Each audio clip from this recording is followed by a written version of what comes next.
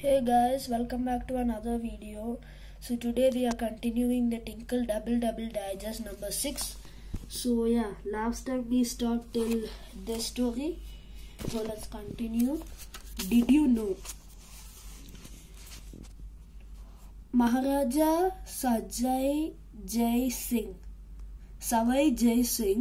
II of Jaipur 1699 to 1743 was the first to build an observatory in India and is the only one in the world to have built 5 observatories at Delhi, Jaipur, Ujjain, Varanasi and Mathura.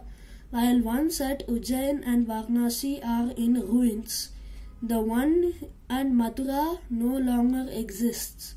The best preserved ones are at Delhi and Jaipur and are commonly known as Jantar Mantars.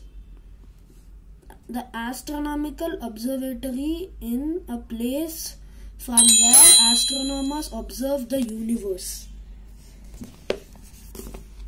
Observatories contain many complex instruments which measures the size, distance, color and brightness of the heavenly bodies. Maharaja Jai Singh's observatories were built with brick rubble, plastered with lime and lined with marble. They contained large astronomical instruments consisting of strange stairways, a wall and pits, and the large among his instruments is the Samrat Yantra, the sundial measuring 27.4 meters in height. So that was about the did you know about the Jantar Mantras. So that just a minute guys.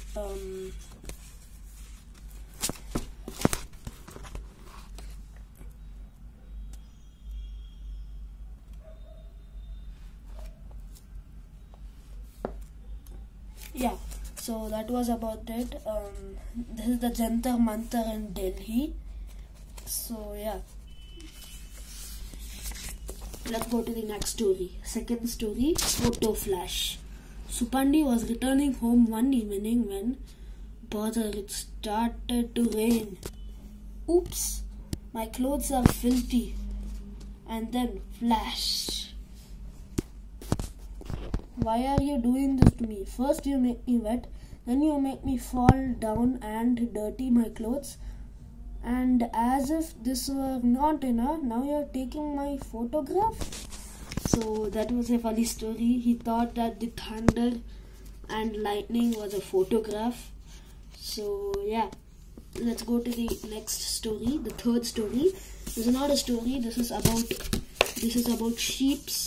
So let's meet the sheep. High among the boulder-strewn mountains of Central Asia, a female sheep, breaks away from her herd to find a ledge. Here she gives birth to a lamb. Shakily, the little lamb struggles to its feet while its mother licks it dry. Then, without a backward glance, the mother strolls away, knowing her little lamb will follow her all its wobbly legs. At last, the mother stops and allows the lamb to suckle.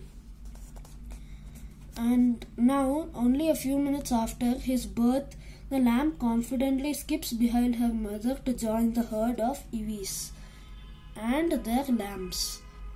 It is spring and the sheep are in a playful mood. They climb the mountains and leap and jump over the rough ground.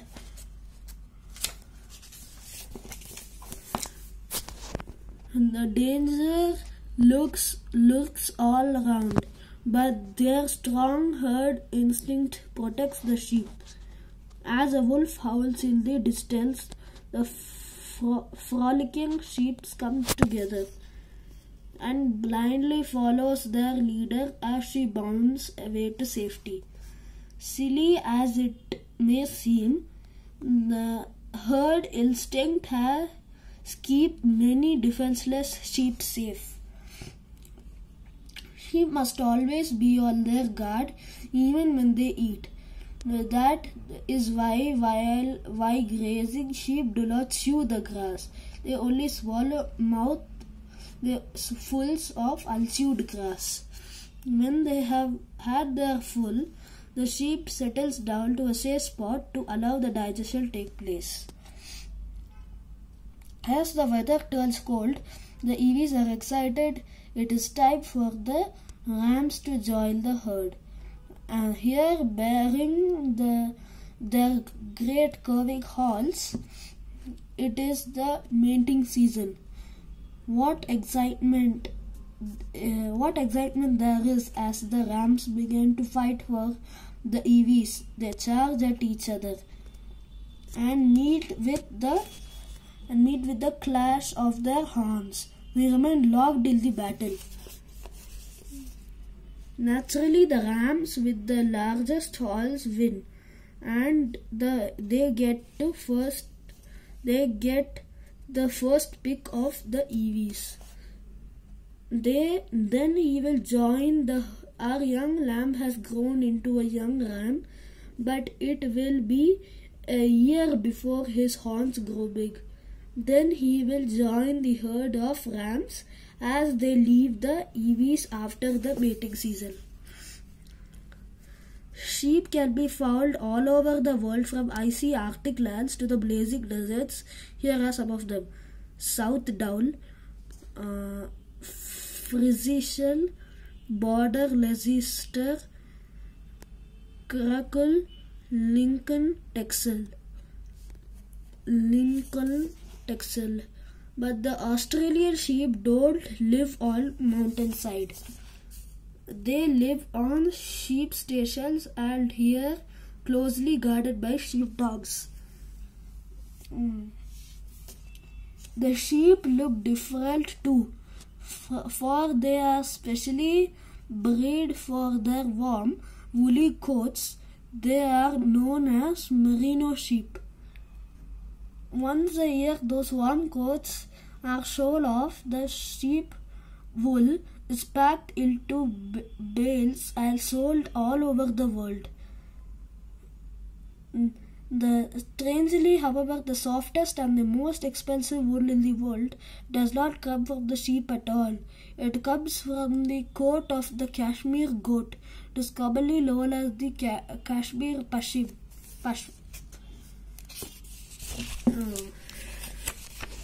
So, yeah, that's about the sheep. So let's go to the next and last story. The story of China. The river Huanghe ran across the northern China. Over 5,000 years ago, scattered groups of people lived along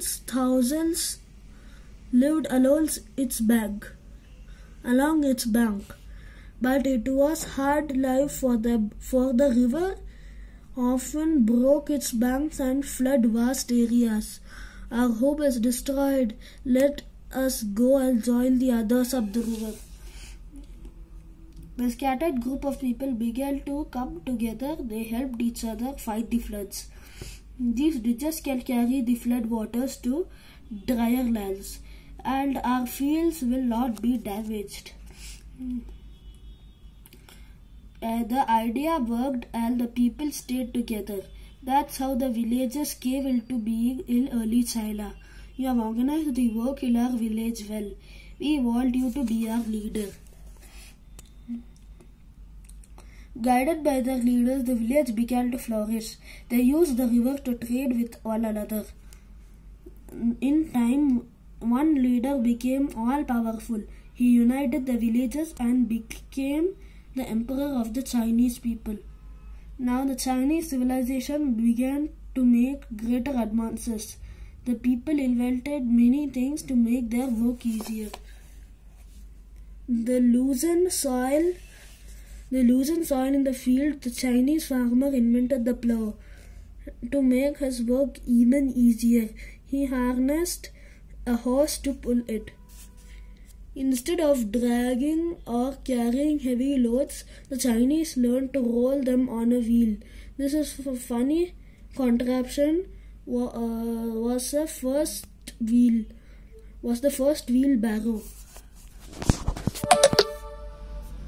It was around the time that tea was discovered. It all happened when a few burnt leaves of a tea plant fell into a pot of boiling water. The flavored water made a refreshing drink. It was called tea or cha. It was called tea or cha. Some years later, the Chinese princess was drinking tea on the shade of a mulberry tree when the cocoon of a silkworm fell into her steaming cup. What a fine thread can be drawn from this cocoon. That is how the Chinese discovered the secret of making silk.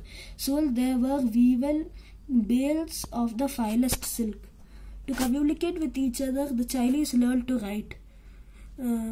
At the first, they drew little pictures. In time, the pictures grew simple so that a few brush strokes represented a word. The Chinese also invented paper to write on.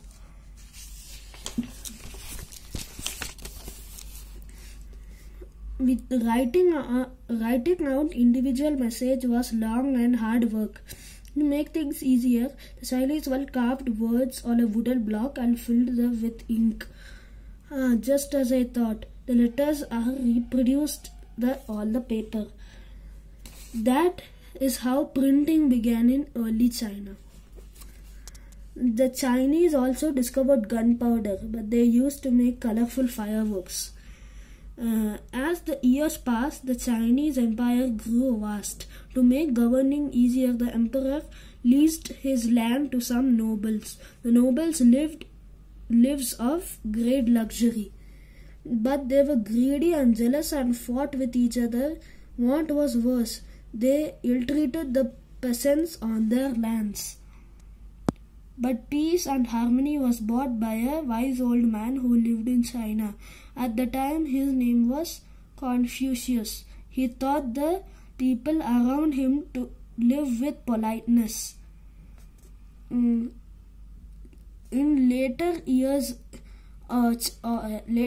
China was ruled by many emperors, some kind and some cruel.